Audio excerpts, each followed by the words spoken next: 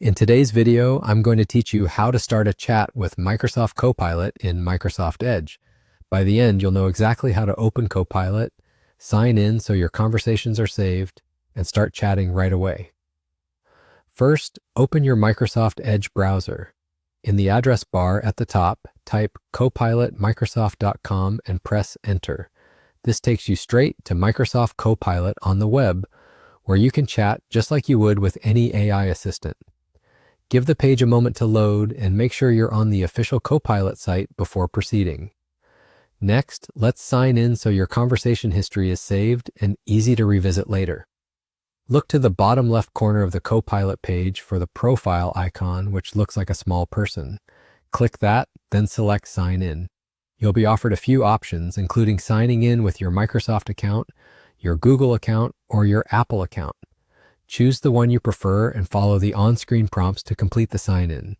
You may be asked to verify your identity, depending on your security settings. Once you're signed in, you should see your profile picture or initials in that same bottom left spot, confirming that your chats will be saved to your account. Now you're ready to start chatting. Click into the message box at the bottom of the page, type your question or task, and then press Enter or click the send arrow.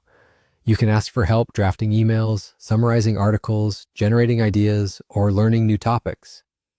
Copilot will respond in the chat window, and you can keep the conversation going by replying with follow-up questions. From this point on, your chats will be saved, making it easy to come back later and pick up where you left off.